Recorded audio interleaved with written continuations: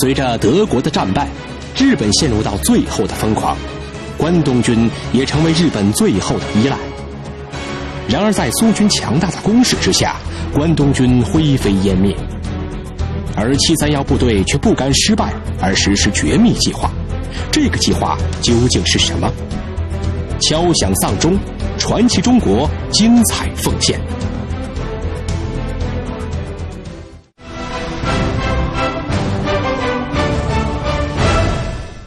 从现在开始看中国，这里是传奇中国。1945年5月，希特勒妄想统治世界的野心、抱负或者是幻想，早就已经淹没在残败不堪的柏林废墟当中。随着德国宣布无条件投降，整个欧洲都沉浸在狂欢的喜悦中。而与此同时，盟军对日本的打击也进入了最后的阶段。1945年3月，硫磺岛战役向日本展示了美国的力量。美军随后发起了太平洋战场最后一次重大战役，进攻冲绳岛。美军这次投入的兵力和战役的规模，只有诺曼底登陆能及。冲绳岛离日本本土只有500公里。这里是美国对日本本土发起进攻的最后一战。美军投入了50多万兵力，1200多艘战舰，英国太平洋舰队也加入到美军舰队之中。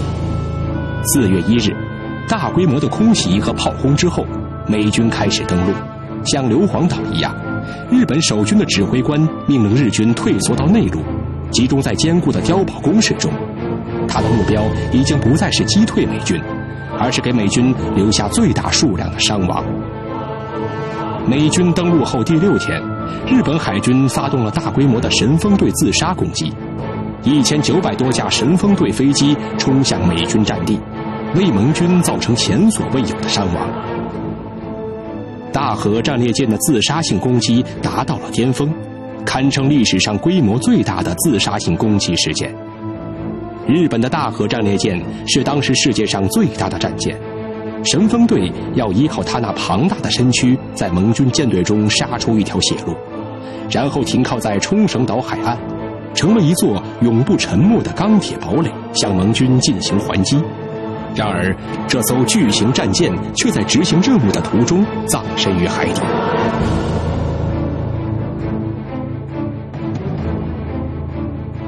冲绳岛战役从4月一直持续到6月22日，岛上的77000名日军只有不到1/10存活下来，成了美军战俘。36艘美军舰艇被击沉，大多是日本神风队自杀性攻击的牺牲品。将近5000名美国海军士兵、8000名海军陆战队和陆军士兵丧生，还有32000多人受伤，以及750多架飞机被击落。冲绳岛之战使美国看到，要想占领日本4岛，美军将会付出无法想象的代价。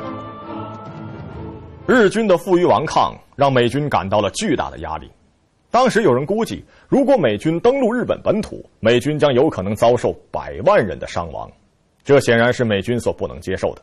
1945年7月，英美苏3国首脑丘吉尔、杜鲁门和斯大林在柏林西郊的波茨坦举行2次大战期间的第3次，也是最后一次3国首脑会议。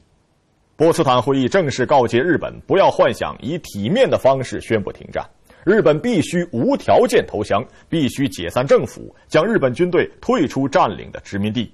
同时，所有日军首脑都要接受军事法庭的审判。同时，美国要求苏联出兵中国东北，消灭日本陆军的最后一支精锐——关东军。对日本的最后一击即将开始。1945年8月的一天，苏联红军元帅华西列夫斯基匆忙来到苏军统帅部。从工作人员那里，他得到了一个名字和军衔都和自己不相符的甲军官证。华西列夫斯基元帅拿到甲军官证后，就匆匆登上了飞机。令人不解的是，苏联最高统帅部在欧洲战场的战斗结束后，连续签发了数张这样的甲军官证。与此同时，在西伯利亚铁路上，满载苏联士兵和武器的列车缓缓地行进着，这些士兵此行的目的地是哪里呢？没有人知道。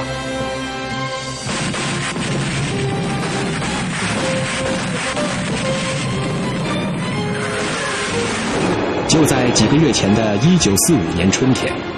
第二次世界大战欧洲战场接近尾声，德国和意大利法西斯相继覆灭，日本陷入了孤立无援的境地。7月，美、英、苏三国首脑针对对日作战的条件和战后如何处置日本的问题，在德国柏林西南的波茨坦举行会谈。最后，在征得中国同意的情况下，会议发表了中英美苏4国波茨坦公告，决心在联合国的支持下，共同对最后负隅顽抗的日本法西斯宣战，并通告日本政府立即宣布日本所有武装部队无条件投降，否则日本即将迅速完全毁灭。而根据协议，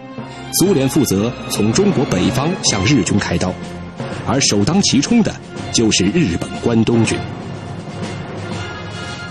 然而，波茨坦公告发出之后，不甘心失败的日本天皇和军部却迟迟没有做出反应。于是，1945年8月6日，美国突然发出了震惊世界的一声巨吼，向日本广岛投放了第1颗原子弹。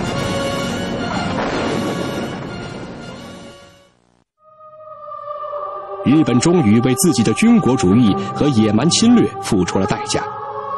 美军 B-29 轰炸机在广岛上空投掷了炸弹，广岛在转眼间变成了废墟。这次代号为曼哈顿计划的行动，使世人领略了盟军最大的秘密武器——原子弹的巨大威力。盟军制造核武器主要是对付德国，为了战胜威胁，德国科学家在发现核裂变后也制造了一颗炸弹。当昔日的繁华城市在转眼间变得残破不堪、满目疮痍时，我们不禁陷入了思索。即使是在1945年春天，当英美联军越过莱茵河，苏军在柏林附近激战时，德国的炸弹却出其不意地降落在苏军部队中。同时，一颗V2型导弹在伦敦爆炸。V2型导弹是在纽约的一艘 U 型潜艇上发射的。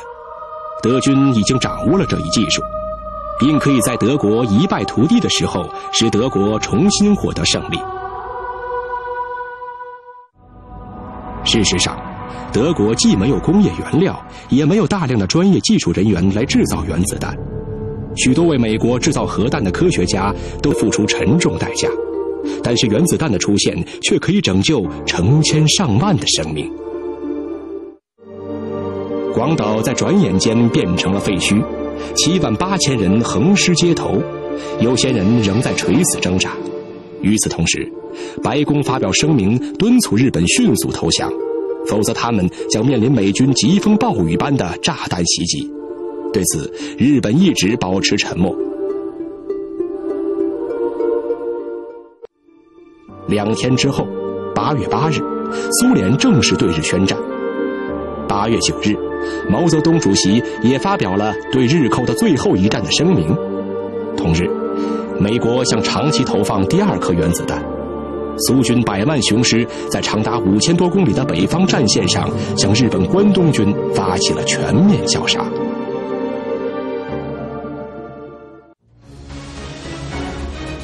随着德国的战败，日本陷入到最后的疯狂，关东军也成为日本最后的依赖。然而在苏军强大的攻势之下，关东军灰飞烟灭。而731部队却不甘失败，而实施绝密计划。这个计划究竟是什么？敲响丧钟，传奇中国精彩奉献。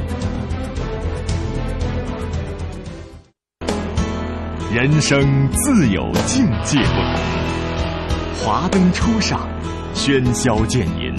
意兴阑珊。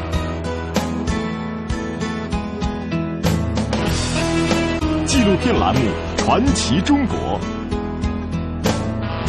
璀璨呈现。传奇从现在开始，看中国。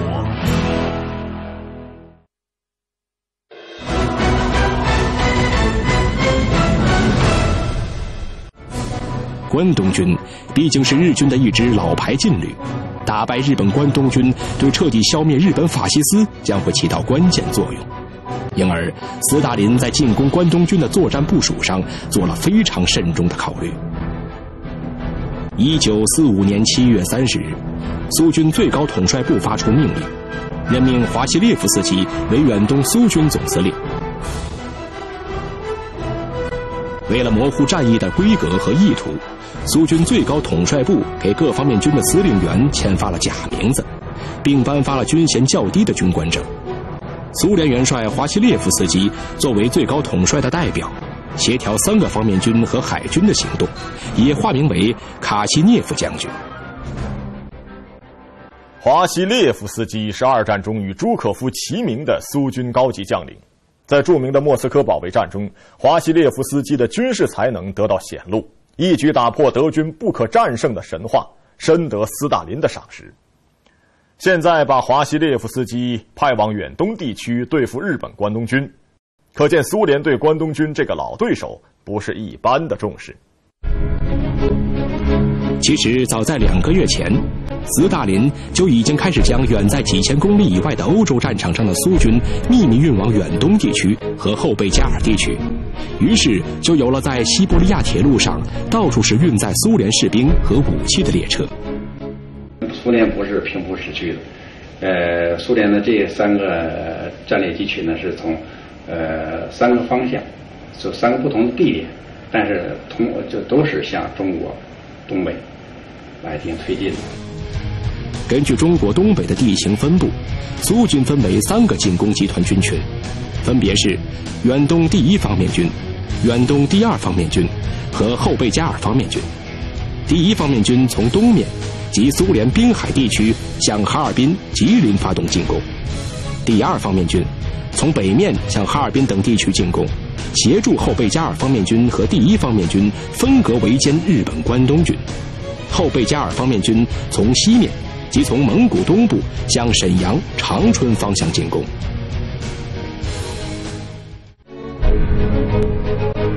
1945年8月9日0时，斯大林下达了向日本关东军发起全面进攻的命令。苏军从东西北3个方向越过中苏、中蒙边境，向日本关东军发起了突然袭击。由于日本关东军一直认为苏军主力远在欧洲，因而此时大多数士兵还在睡梦之中，没有丝毫戒备。直到清晨，关东军指挥官综合各方面的报告，才得出苏军已经开始全面进攻的结论。在激战中，日本关东军第一次尝到了苏军卡秋莎火箭炮的滋味，战役的主动权一开始就被苏军掌握了。而关东军在被动迎战的情况下，则是靠武士道的狂热精神进行战斗。5天之后，关东军的防御地域被一一突破，就连他们苦心经营了10几年，号称坚不可摧的东方马奇诺防线等坚固要塞，也像一堆废物一样，被火眼金睛的苏军悄然绕了过去。日本人所谓的这个东方马奇诺防线，是指关东军从1934年至1945年历时10余年时间，在东起吉林省珲春，中部经黑龙江省中苏边境，西至海拉尔和阿尔山5000公里边境地带修筑的一系列军事要塞。这些军事要塞被日军自誉为东方马奇诺防线，其军事功能、建筑规模甚至远远超过了法国的马奇诺防线。为了修筑要塞，日军强征和奴役中国劳工320多万人，造成了100多万劳工的死亡。日本关东军原本打算依靠这些要塞来抵抗苏军的进攻，但是这些要塞根本没有起到任何作用。日军搞的这些个所谓马其顿防线呢，苏军也都是非常了解的，因为他也有自己的情报部门。另外，我们中国的抗日联军，我们中国的地下党，这个共产党也给提供了非常准确的情报。东北抗日联军是9·18事件以后中国共产党领导的一支抗日部队。在长达14年的战斗岁月里，东北抗日联军极大地杀伤了日军，牵制了大批日本关东军向中国内陆进发，对中国的全面抗战起到了非常重要的作用。而苏军出兵中国东北对日作战，也得到了东北抗日联军和当地人民的积极配合。1945年7月下旬到8月初，东北抗日联军采取打前枪的办法，引诱关东军暴露火力，然后把情报报告给苏军，配合苏军的正面进攻。到了战役发起的第5天，后备加尔方面军已与苏军远东第1、第2方面军一起切断了关东军与华北日军的联系，关东军被苏军分割包围了起来。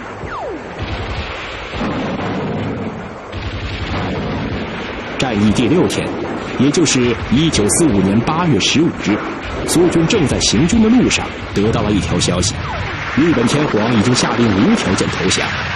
然而关东军以没有接到停战命令为由继续作战。到战役第7天，被苏军全部包围的日本关东军已经到了穷途末路的地步。看到这儿，您可能觉得这苏军的仗怎么打得这么神奇呀？似乎不费吹灰之力就歼灭了关东军。其实早在苏军发动全面进攻之前，1945年7月下旬到8月初，中国共产党领导下的东北抗联就在苏军的指挥下组成抗联散将小部队，空降到达了东北敌占区，为苏军的全面进攻做准备。在中苏两国的努力之下，恶贯满盈的关东军在劫难逃。在难以逃脱的厄运面前，一些信奉武士道精神的日本关东军官兵残忍地剖腹自杀。在关东军的后方机场，不愿成为俘虏的飞行员也疯狂地驾驶飞机冲向苏军，与他们同归于尽。就在这些关东军士兵以此来效忠天皇的当天，在长春，日本天皇特使带来了天皇让他们缴枪投降的命令。战役第8天，即1945年8月17日，日本关东军最后一位司令官山田乙三大将致电远东苏军总司令华西列夫斯基元帅，正式要求停战并交出武器。山田乙三向苏军代表交出了指挥刀，并在投降书上签了字。此次战役，日本关东军损失约67.7万人，其中8.3万人被击毙，59.4万人投降。骄横一时的日本关东军终于寿终正寝。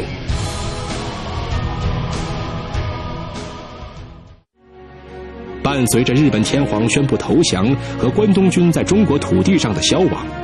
大量日本高级军官开始向日本国内疯狂逃窜，这其中包括731部队的首脑石井四郎。731部队离开哈尔滨前，石井四郎做了一些所谓的善后安排，烧毁大量的实验数据，炸毁建筑，并且他还命令手下的士兵将关在秘密监狱中的数十名爱国志士全部枪决。在731部队毁灭大量罪证的任务还没有完成的时候，石井四郎等731部队的高级军官们就带着眷属乘飞机仓皇南逃，其他2000名官兵也挤在2列货车上，途经长春、沈阳向南潜逃，一路上不断遭到我国抗日民兵的阻截，不断有伤亡。当他们取到朝鲜，最后从釜山狂逃回国的时候，仅剩下了几百人。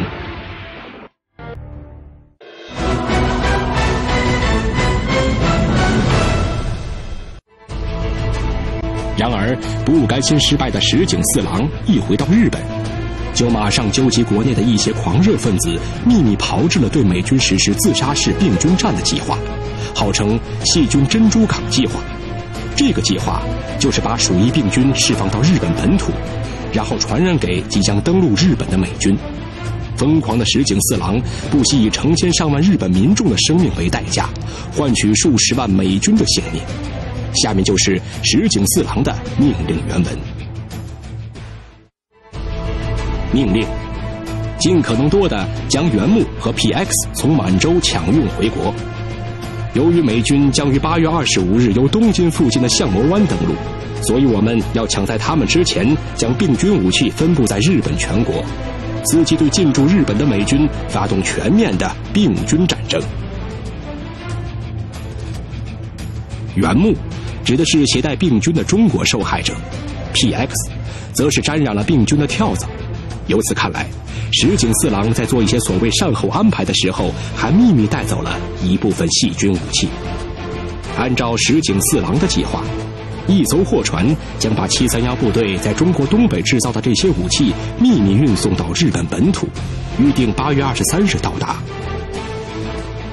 一旦美军按计划在东京南部的相模湾登陆，石井就会派人用无数帆船将这些鼠疫菌和跳蚤散遍全国，届时美军将遭到致命打击。为了实施该计划，石井进行了周密部署，作战所需的人员、器材以及搬运手段等各方面都安排得天衣无缝。就在这千钧一发之际，8月26日，意外获悉这项秘密计划的日本天皇授意陆军参谋总长梅津美治郎命令石井停止这个计划。他们认为日本已经投降，再想从中国东北运送携带病菌的中国受害者到日本的可能性几乎为零。另外，日本天皇也是为了保住日本人自己的性命，甚至要避免绝种的风险。尽管731部队掌握病菌武器的部分解药，但由于战争已经将日本国内的防疫系统和药品生产能力全部摧毁，一旦病菌武器在日本列岛发挥作用，日本民族可能会被自己毁灭。在上司的严令下，石井最终不得已放弃了细菌战的计划。1945年8月28日，美军顺利在日本东京南部的相模湾登陆。望着眼前这个神秘的东方岛国，美军官兵无论如何也没有想到，自己刚刚侥幸地躲过了一场可怕的灾难。1945年9月2日清晨，天空有些阴沉，在美国庞大的密苏里号战舰上，将要举行由9个战胜国参加的日本投降签字仪式。日本外相重光葵、日军大将梅津美治郎代表日本军部在密苏里号军舰上签署投降书。他们按照事先的约定，在受降桌前一言不发，足足站立了5分钟。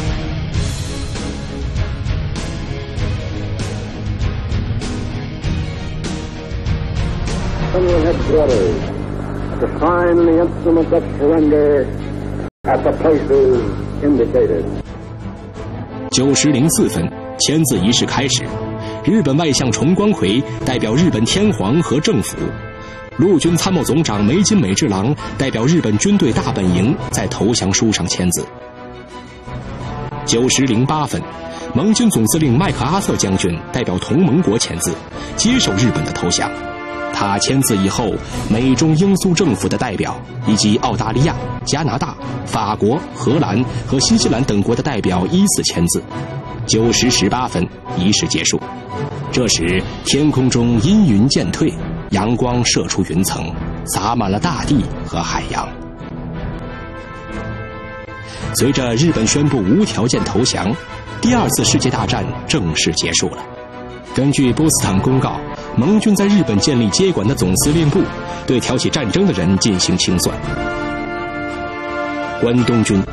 这支侵略我国东北、横行多年的日军魔鬼部队，永远地退出了历史舞台。而对中国人民欠下累累血债的关东军头目们，也终于走向了灭亡。1945年9月11日，当30多名美国宪兵包围东条英机的住所时，屋里传出了一声枪响。东条英机，日本陆军大将，1941年10月担任日本首相，12月即发动珍珠港事件，挑起太平洋战争。不过，由于东条英机是一个左撇子，他自杀时没有打中心脏，美军军医马上进行抢救，并把他送到了美军野战医院。最后，东条英机在经历了漫长的审判之后，以甲级战犯的身份，最终被判处绞刑。此后，盟军总司令麦克阿瑟将军分4次公布了战犯的名单。1946年4月29日，远东国际军事法庭公布了28名甲级战犯的名单。可是令人惊诧的是，关东军前司令官梅津美治郎却没有被列入名单之中。但在开庭前几天，匆忙赶来的苏军代表强烈要求将日本外相重光葵以及陆军参谋总长梅津美治郎列入战犯名单内。1948年11月，梅津美治郎以甲级战犯罪被判处无期徒刑。1年后，他因患癌症病死在东京朝鸭监狱。曾在1931年8月担任关东军司令官，以及策划9·18事变炮制伪满洲国的日本陆军大将本庄繁，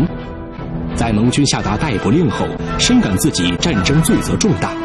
70岁高龄的他以自杀的方式结束了罪恶的一生。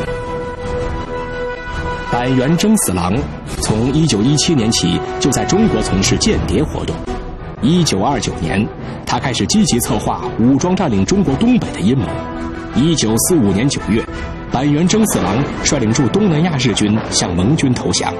1948年11月，远东国际军事法庭判决板垣征四郎为甲级战犯。同年12月23日，板垣征四郎被处以绞刑。土肥原贤二，间谍出身的日本陆军大将，是关东军的特务头子。9·18事变之后，他亲自跑到天津，诱骗并挟持清朝废帝溥仪，建立伪满洲国傀儡政权。